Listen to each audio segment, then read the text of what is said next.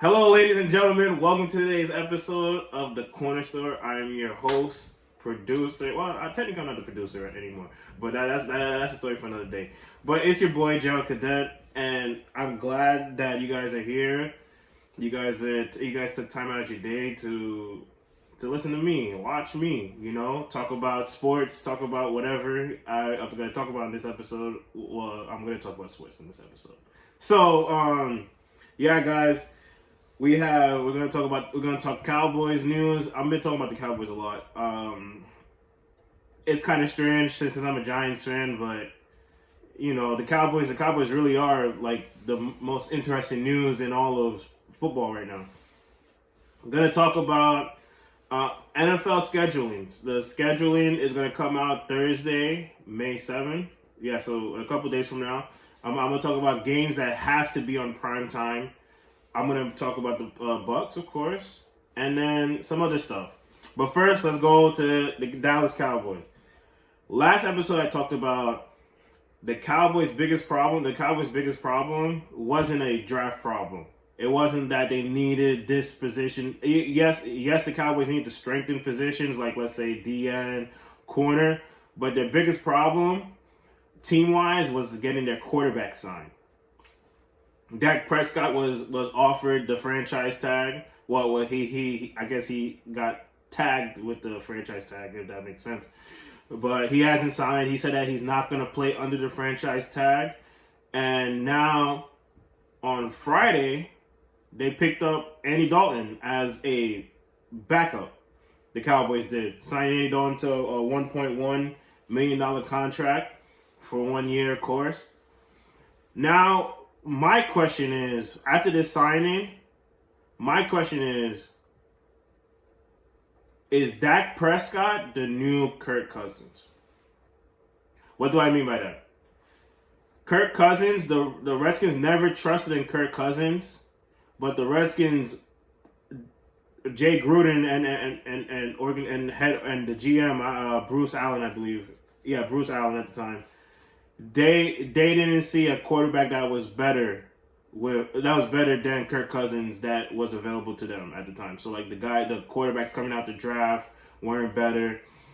Free agents at the time were not better than Kirk Cousins. Is this the same situation that we don't have a guy good enough to replace Dak Prescott? So we're going to try and stick the tag on him. But since Dak Prescott has said that he's not going to play under the tag, let's get a backup just in case. We can't get a deal done by September 10th is supposed to be when the season starts. Let's have a backup who could win games, because Andy Dalton could win games, and let's figure it out from there. So basically, Andy is a backup plan just in case Dak Prescott goes through a Emmitt Smith type of season where if you guys don't know, in 1982, Emmitt Smith wanted a big contract. He sat out the first two games. The Cowboys went 0-2 the first two games. He signed. He played game 3. They went on to win the Super Bowl. Jerry probably thinks about that situation, and Jerry's like, no, I do not want this team to start off slow, because this team does not have the talent that the 92 Cowboys had. This team is neck and neck with the Eagles, the Giants, the Redskins. Like I said, I feel like the NFC East is wide open.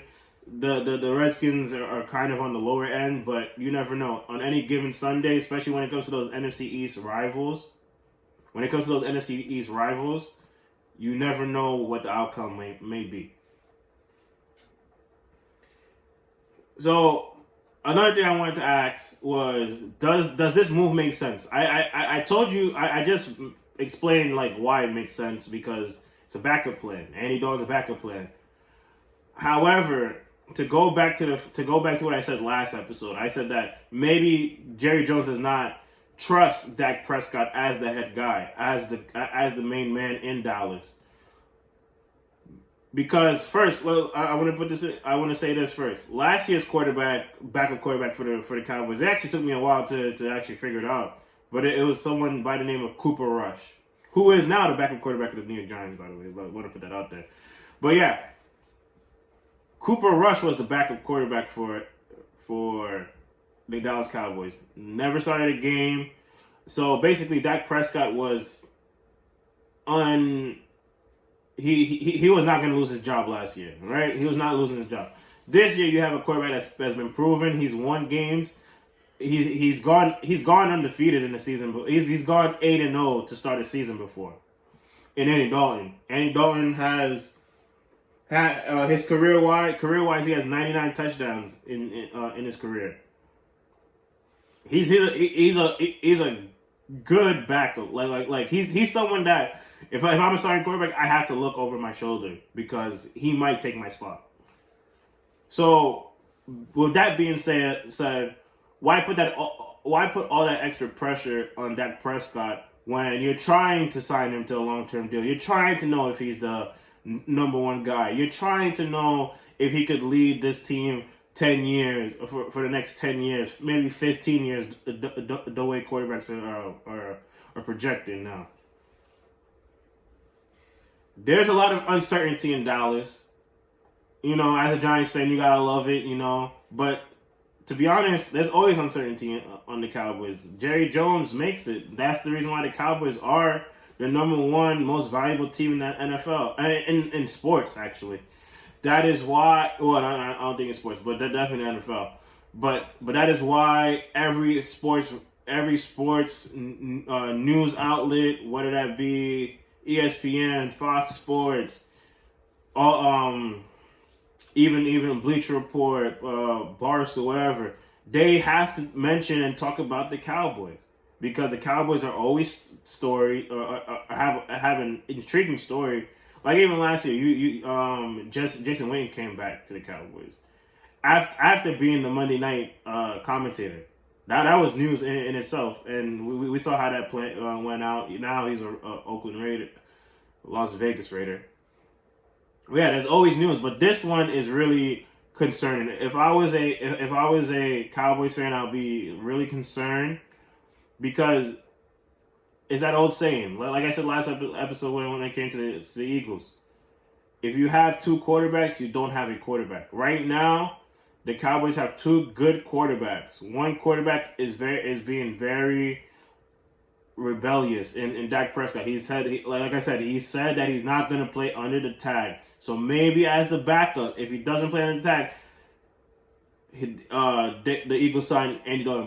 But even me saying that back like 3 times now, saying that you need a backup for the season is also saying that you're not going to get the deal done by the start of the season. So like I said, there's a lot of uncertainty in Dallas.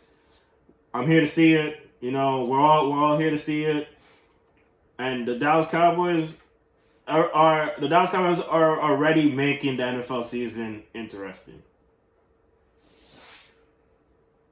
Things that are about to make the NFL season interesting and can't wait. I can't wait to watch this and that game.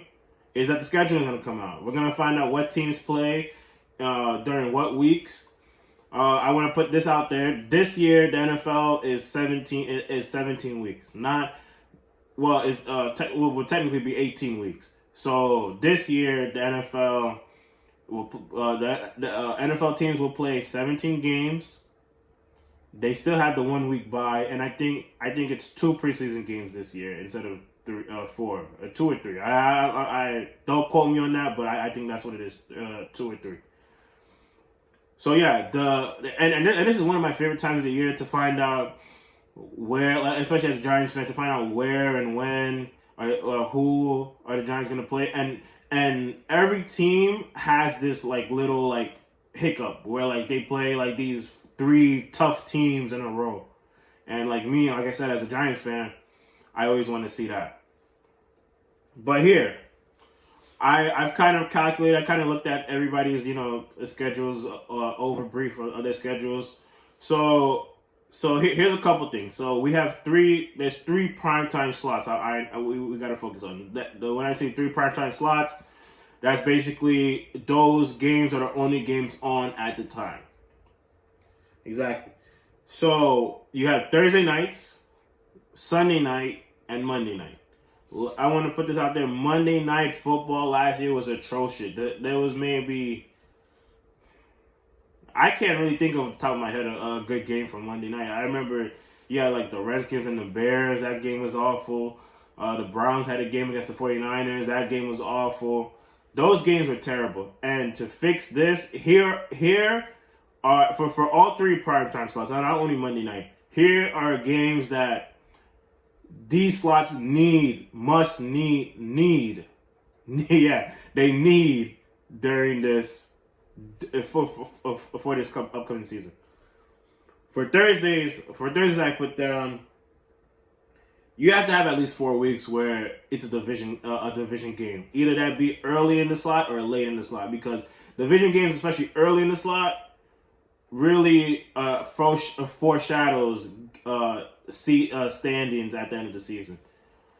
An example of that could be, let's say a good example. It's not a division game; it's more a conference game. Would be the Chiefs, the Chiefs and the Ravens, right? The reason why the Ravens did not get the number 1 seed last season was because the Chiefs beat them in week 2 of the regular season. So like I believe they tied at the end of the season too. So because of that tiebreaker, because they won the head to head matchup, the Chiefs got the number 1 seed and ended on going to the Super Bowl, winning the Super Bowl actually. But yeah, I believe four divisional games should be played, 2 in the beginning of the season and 2 at the end of the season. So around the week, I believe Thursday Night Football ends around week 14, week 15, I guess now, because there's 18 weeks. So that's one, right? And then for Thursday's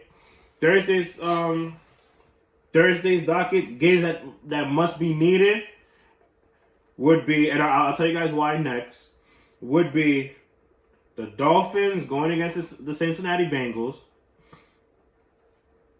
the Falcons against the Panthers, the Eagles against the Giants, and the Bears against the Cowboys.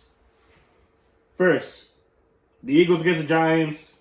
I hate the Eagles a lot, but the Eagles against the Giants is always must watch TV. Whether it's you can say that in the past it hasn't been must watch television. Sorry guys, but there's always something different. I remember 2 years ago the Giants lost to the Eagles 31-13, but you saw that was Saquon's breakout game. You saw how great Saquon can be in primetime. And maybe depending on how the schedule is, and if they do play on a Thursday night, maybe it's later in the season, and maybe, you never know, Carson Wentz gets hurt and it's Jalen Hurts' team now. And Jalen Hurts has to go up to the Meadowlands, or Jalen Hurts has to see the Giants in Lincoln Financial Field. That is storyline right there. That is something that people are going to look forward to on a Thursday night to start their football weekend. So next, I have the Falcons against the Panthers. Why the Falcons against the Panthers? It's two things. Here's the realistic version. The Falcons against the Panthers it's always a good game. Now you have it's going to be Teddy Bridgewater against Matt Ryan, Julio Jones, a new revamped defense in Carolina. Carolina spent all 7 of their picks in the draft on defenders, so we're going to see how that works. Matt Rule, how does he fit in? And it's like I said, it's one of those division games I talked about. I don't see these teams going to the playoffs, but I know that these teams are going to be a tough out for even the 2 superior teams in their division, the Saints and the Bucks. Then I have Chicago, Green Bay.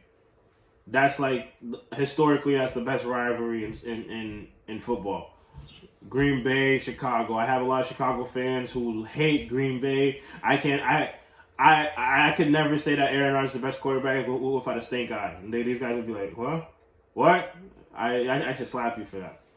So having that to start up your Thursday, your football weekend once again, is key. It's pivotal.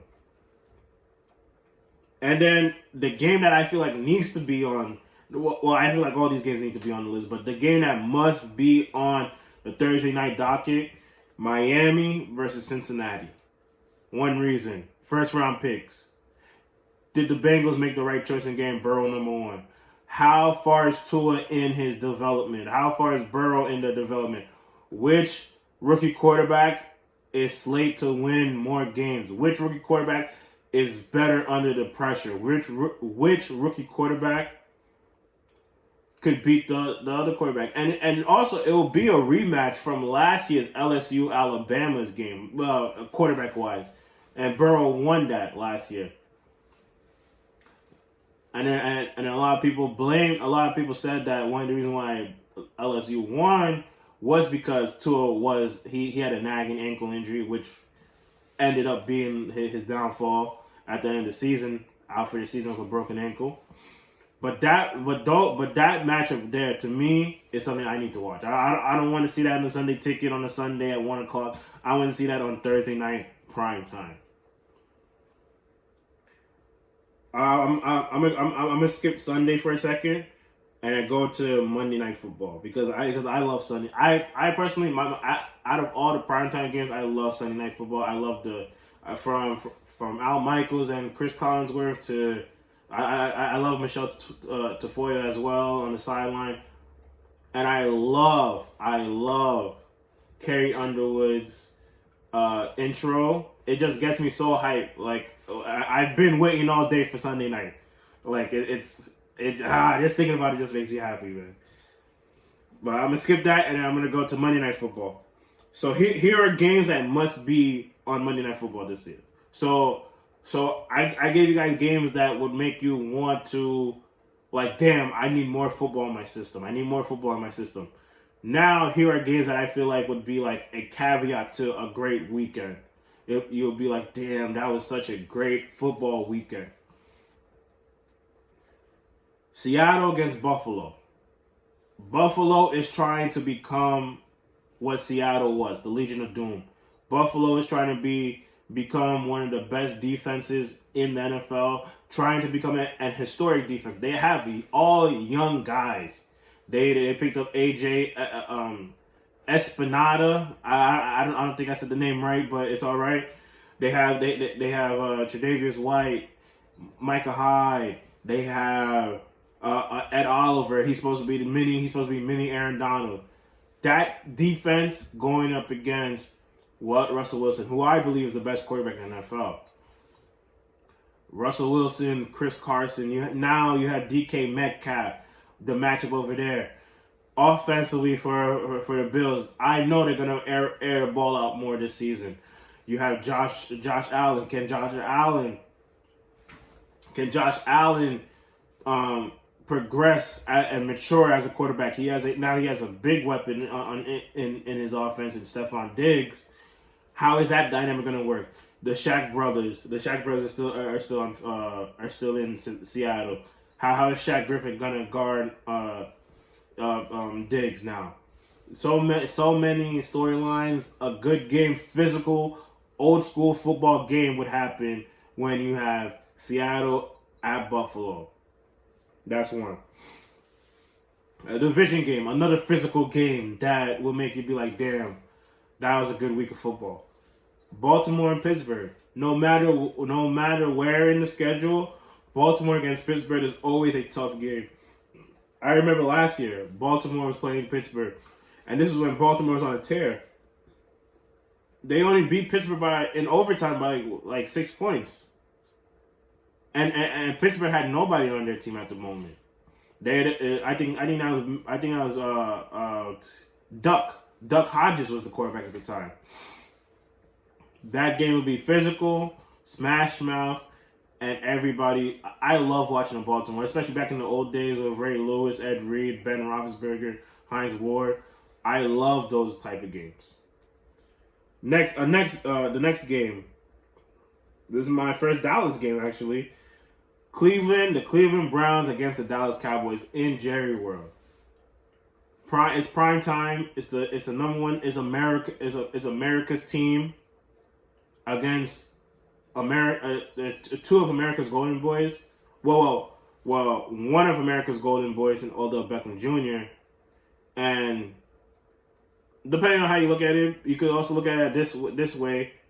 Two of America's most hated players on Cleveland, and Odell Beckham and Baker Mayfield. That thing alone is already a dynamic matchup. Like that, those story, like the America's Most Wanted goes into America's team. It goes up against America's team. Who is going to prevail from that? That I think that thing could break records maybe. The most watched Monday Night Football game. It's between I believe it's either the Chiefs Rams game or it's the Cowboys against the Eagles back in 2009. But any Cowboys game is always going to be top 3 watched in the season. So, and I believe this would be the most watched game in the season. Or to be honest, you could have it. You could have it on Thanksgiving Day. I believe that you could have this. You could have this game on Thanksgiving Day. But I think Monday Night Football, having the Browns against the Cowboys would be good. Going back to another division, Philly against Dallas. That once again, I'm not having this in Philly. I'm having this in Dallas because I love Dallas' stadium personally. But like once again, that game is always, you never know. Like last year, Philly had nobody. Week 16? Philly had nobody beat Dallas. You never know. When it comes to these division matchups, you never know who's going to come out on top. You throw the record books out the table. You throw the records out the table. It's mano y mano. Who wants it more? And Philly and Dallas is basically a prime example of that. Next, another division. I got two more division games. Denver and Kansas City, and then Kansas City and the Raiders. Denver and the Raiders both loaded up in the draft to match point for point with the Kansas City Chiefs, the Super Bowl champion Kansas City Chiefs. I had to start putting respect on their name. So having those two teams against the Chiefs. First of all, I want to say this. I think the Chiefs should have the most. The Chiefs should have the most primetime games this season because the Chiefs have a lot of games that are like, oh my god, like yeah, I want to watch it. But I believe these two games should be a good Monday night game. You'd be like, oh man, like it's basically like those games are the dessert to what you had Sunday, you know, or the leftovers from Sunday's meal. And I think those two teams, those two games, Denver, Kansas City, the Raiders would do that. And lastly, for Monday Night Football, and I feel like this would be a Sunday night game or maybe like a 4:25 game on Fox. The Packers against the Bucks. Once again, I think the Bucks are another team that needs to be second to the Chiefs in primetime games this season because it's Tampa Bay. It's Tampa Bay. It's Tampa Brady, you know? And then it's gonna be maybe for one of the last times in their career, Brady versus Rodgers. I've always been on Team Rodgers. I've always said that Aaron Rodgers is the better quarterback than Tom Brady, and I believe the series now between the two is 1-2 Brady. I believe that's what it is now. So maybe Aaron Rodgers could now tie it up, and then the last battle went down to the wire. It went down to a Josh Gordon, everybody get off me, let me run in for this touchdown play, basically. So having those two on Monday Night Football would cap off a great football weekend. Now the Sunday night games. I believe Sunday Night Football is my favorite primetime games. They have my favorite primetime games. The first games I have two Baltimore games. I have Baltimore at Philly. That's gonna be a hard-nosed game. That Philly, especially Jim Schwartz, he always finds a way to neutralize, like especially the run. They like Philly for a while. Like everybody was talking about how Philly's corners and stuff, their secondary was trash. Their secondary has been trash for a while now. But their front seven has been so good, like in stopping the run, making people one-dimensional, that it's okay to have that trash secondary. So now Baltimore comes in. Baltimore last season running the ball, running the rock, number 1 in rushing by about 80 yards.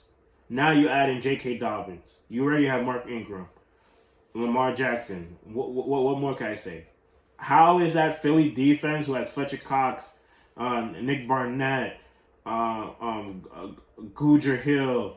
How is that defense going to stop the rushing attack of the Baltimore Ravens? That's going to be a very exciting matchup to watch. I believe that. Next is a rematch that I talked about earlier. The Baltimore Ravens against the Kansas City Chiefs. Lamar versus Mahomes. That's all that needs to be said. Lamar versus Mahomes. That's all I need to say. Next, Cleveland at the Giants. Why did I say that? It's Odell's return to New York. It's Odell's return again. It's Odell's first time seeing the New York Giants ever since he got traded. Ever since he got the boot from David Gettleman. How is Odell gonna show out in his return well, he returned to MetLife Stadium, had his best game of the season.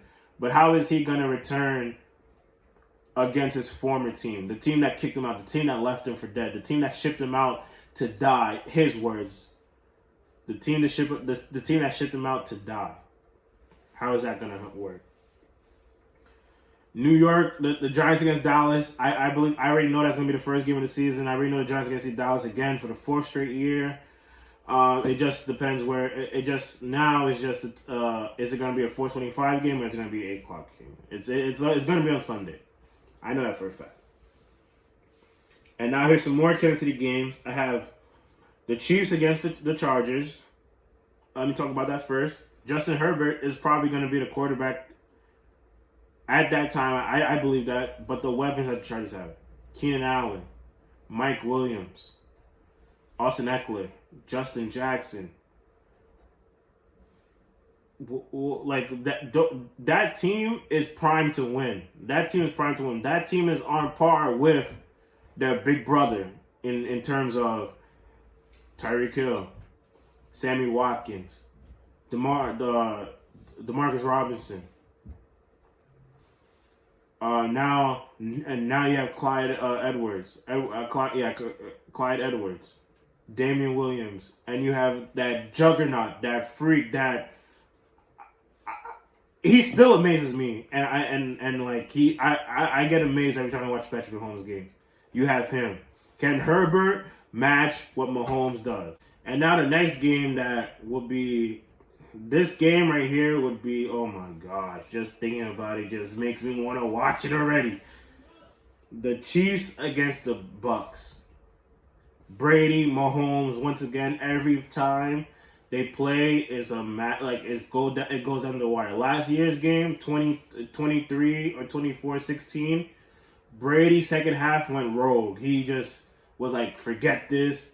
We're gonna try and win the game, and it took I think a tip pass or something, or Edelman dropping a pass in the end zone, or Jacoby Myers, I think it was, dropping a pass in the end zone, and the Chiefs win. In fact, Foxborough. It's not in Foxborough no more. I think it's gonna be in Tampa Bay.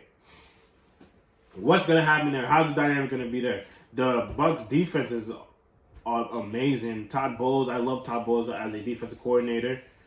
Just thinking about that game, man, I want to watch that game right now. I literally want to watch that game right now. Another Bucks game, New Orleans against the Bucks. Doesn't matter the place. It could be in Tampa. It could be in the Dome. I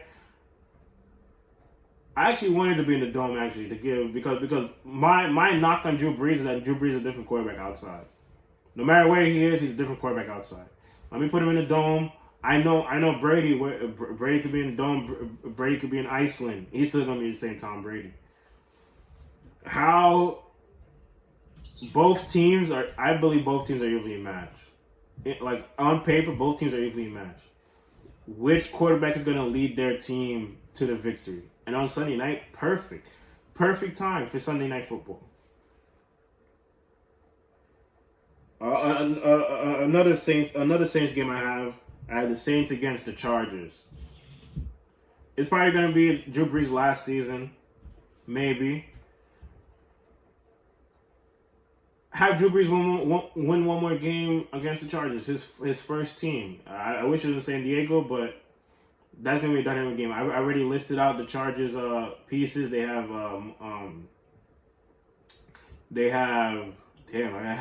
Keenan Allen, Mike Williams, and those boys. I believe that game would be very telling, very intriguing, very fun to watch. I didn't put this down, but I think this will be a CBS or Fox 425 game. Mahomes against Breeze. First time ever. Mahomes against Breeze. What else needs to be said about that? What else needs to be said about that? Like, really? And the last game I want to see on Sunday night, it's a division game, but it's a game I feel like people need to watch to understand how good of a player this man is. I have the Cardinals going up against the 49ers. Both times last season, the Cardinals and the 49ers played to the end.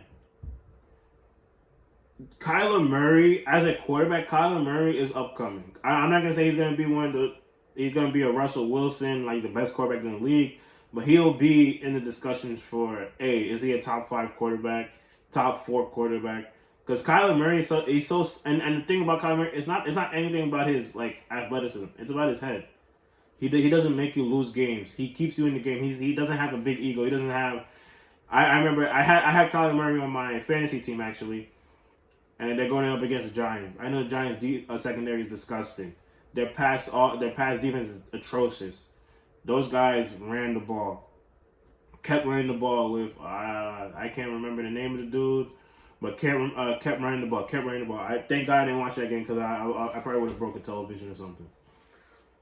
But for him not to go for, knowing that about the Giants and not want to go for, let's go for 350 yards, which he showed against the Falcons, which he showed against the Lions, is very telling. And also he has the nuke. He has the nuke bomb. DeAndre Hopkins. Has Christian Kirk. Has Kenyon Drake out the backfield. And then I want to see Isaiah Simmons play. Patrick Peterson, he still got some thread. That's how you guys say it. Some thread left. That's gonna be interesting to watch. And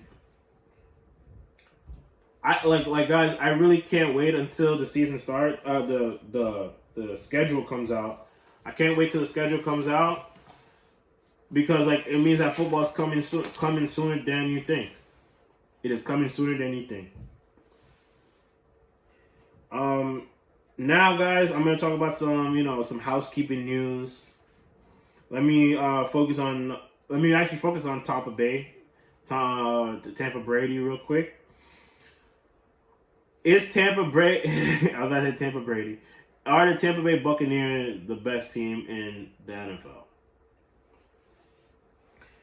Defense, like I said, the defense was 15. I said this past. Defense is 15 in yards. However, there were 30 different points. But what are the points associated with? The points are associated with Jameis Winston's turnover, putting them in bad positions, putting them at the 5-yard line. Also, whenever pick six happen, it goes against the defense, like in the points against would be, yeah. I try to find a weakness on the team because I think their offense is stacked. I guess the biggest weakness on their offense is running back, but who's really gonna try and stop the run when you have Tom Brady in the backfield as well? You're only gonna see at maybe at most five people in the box, maybe 6 if you're trying to get pressure, if you could disguise it well. Maybe 6 people in the box. But no, I try to look at something. I try to look at their secondary. Their best corner to me is Carlton Davis. He's out of Auburn. I believe he's gonna be a second year this year, his third year. They drafted Antoine Winfield Jr. As a safety to shore up the secondary, but I started thinking in my head like nobody's really known in the secondary, but I started thinking in my head when you have front seven as fast and as strong as the Bucs do in Jason Pierre-Paul, Shaq Barrett, he led the league in sacks last year. Levante David, Devin White. You really don't have any. You really don't have any like. You don't have any trouble, to be honest with you. You really don't have any trouble, to be honest with you. Like it's like I keep going back to the Giants, but the Giants made me watch a lot of teams last year. When I watched the Giants against the Bucks, it was hard. Like those and then if you know Todd Bowles always wants to rush the passer. Todd Bowles always wants to apply pressure. You're not gonna have a safe pocket. So I feel bad for Drew Brees, and I feel bad. And Tom Brady knows this too because Todd Bowles was the head coach of the Jets for I believe 3 years, from 2014 to 2017. It's like, and those games against the Patriots, those games are close. Those games are feisty. Well, I think maybe except one when the Jets decided to, hey, let's just rebuild like they usually do after 2 years. But yeah, the defense is going to be opportunistic. That will be the key word against win or lose for the Tampa Bay Bucks this season. Opportunistic. Because maybe one of the corners tries to get an interception. He mistimes it, and then a 60-yard touchdown run, a pass catch for 60 yards. Shaq Barrett tries to sack Tom Brady. He tries to sack a quarterback, misses his running. It's a draw, misses his rushing lane. Bang, 80-yard touchdown. Opportunistic would be so like you live by the blitz, you die by the blitz. That's how their defense will go at the end of the season. That's how their defense will be. That's what their defense will be based upon when you look at them at the end of the season. They're only the biggest competition to them. I'm not gonna say the only competition, but the biggest threat to the Buccaneers are the New Orleans Saints, because I feel like the New Orleans Saints, their defense is vastly underrated. Even though people see them as a great defense, but I still feel like their defense, especially what I saw in the playoff game against the Vikings, that defense went on a level I never thought they would go. I think they only scored about, I believe, 10 points after being up about 17 points on the offense last season. That defense is good. Cameron Jordan, all-decade member. You have Marshawn Lattimore. You have what's his name? I forget his name. The guy with the beard. I can't think of his name for some reason. Demario Davis. Yeah, that's the guy. That defense stacked, and in the offense, Drew Brees, Alvin Kamara, Mike Thomas. I don't know how he's open, man. He might as well call him 7-Eleven now. That team will be the biggest threat to the Tampa Bay Bucks. And like I said, it's gonna be fun to watch that dynamic, that division next season, or this coming season. Speaking about the Saints won the James Winston sweepstakes. Yeah, let's go. They won the James Winston sweepstakes. They signed into a $1.1 million contract guaranteed, but he could earn up to $3.4 million in incentives. I think that's good. Because it's gonna, him being under and learning from Drew Brees will teach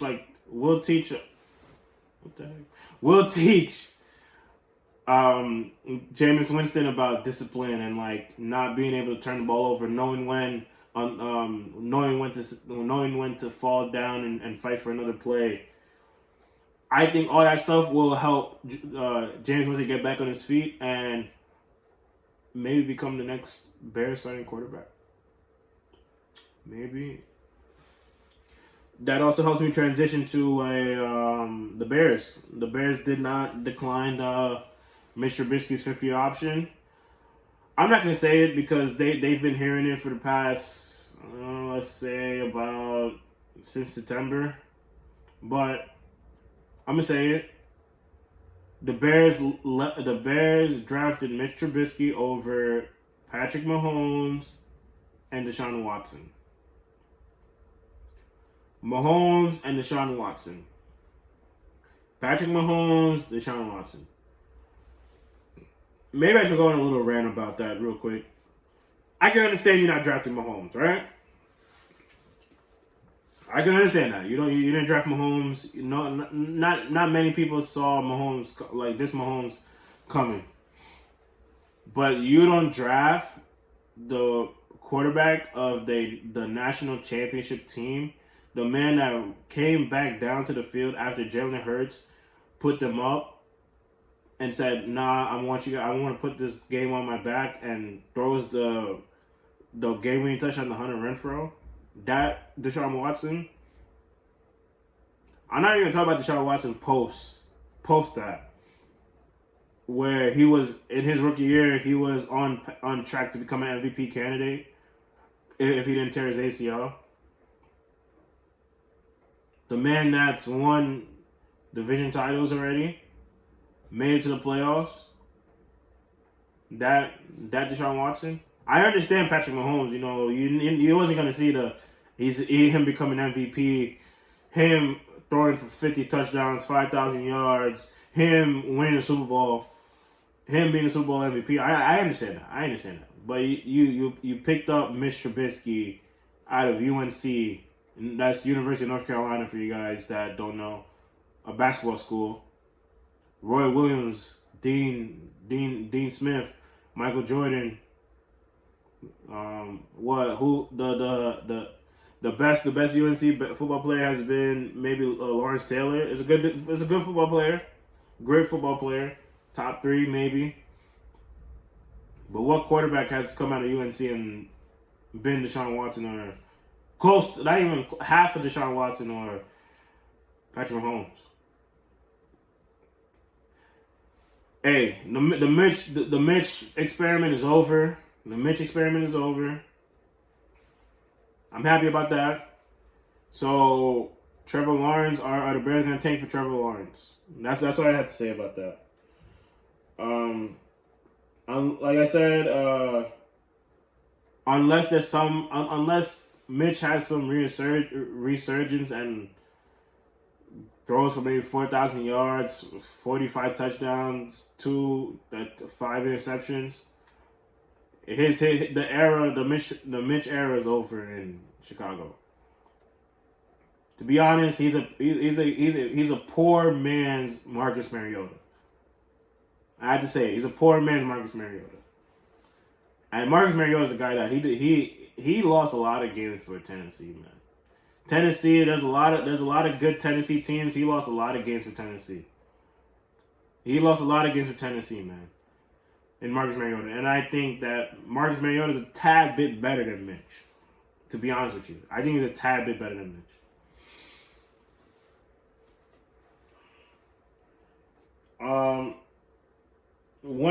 Another story that came out, it actually came out yesterday. But yesterday, former coach of the Baltimore Colts and the Miami Dolphins, Don Shula, passed away. He was 90 years old.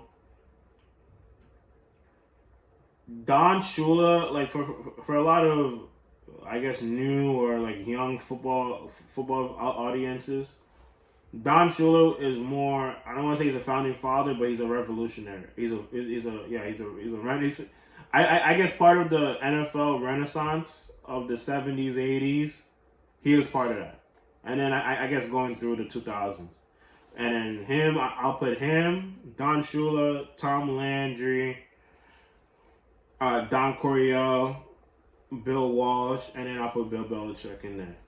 But the amount of key games that he's had, the amount of, like, he's part of the perfect season, and it kind of sucks to say this, but he passed away happy knowing that no team throughout his lifetime broke that record. The Patriots, 2007 Patriots were close, but thanks to my Giants, they didn't do that. But Don Shula, like, that man, like, he innovated a lot of stuff. Like, he made rules for to make the offense go quicker, to speed up the game. He's done that. Like, that's all documented. He's part of what's it called, the holding call that defensive backs have to abide by. And it was it's still a sad day. It's a sad week because that, like I said, he's one of the like most influential men in football in NFL history. Like without him, a lot of stuff could not be. Like this is one of the bad things that happened in his career, but in hindsight, it worked well for the NFL. He was the coach of the Super Bowl III team that lost to the New York Jets. However way you put it, like he has a snowplow game. Even in his losses, he makes history. And Don Shula, like that man, when you learn about him more and more, you understand how much stuff he did for the game and how like he really did. Like a lot of people say a lot of people say this cliche. They put their blood, sweat, and tears in the game. But Don Shula, you could see from the track record that he did just that. And rest in peace, Don Shula. Thank you for helping the NFL grow to what it is now, a national game. The Super Bowl is like freaking a national holiday. Super Bowl Sunday is a national holiday. And that's in part of what Don Shula did. Thank you. And I don't want to end on that sour note. I want to say... Guys, I also want to say thank you to you guys for supporting, watching me, and all that stuff. Guys, subscribe, like, comment, share, get your friends. Because I have a lot of stuff coming up. We're going to have an episode. I haven't been talking about basketball in a while, but my next episode will be a basketball episode. And I have a lot of stuff to talk about when it comes to basketball. I'm going to talk about a lot of theories this year. I'm going to do, especially this month, a lot of theories. A lot of key things that I see, like should the NBA even come back? I'm going to revisit drafts. A lot of stuff is on the docket, guys. You guys need to stay subscribed. Guys need to always be tuned. Put that, Put that bell notification on. And guys, man, it's the Corner Store. I'm Joe Cadet. Thank you guys for being here throughout this whole episode. Next episode coming out soon. And guys, man, I don't want to call myself a reporter. I don't want to call myself a journalist. I'm just a guy that wants to start the conversation, man. I want to start the conversation. This is the Corner Store. This is Joe Cadet, and I'm out.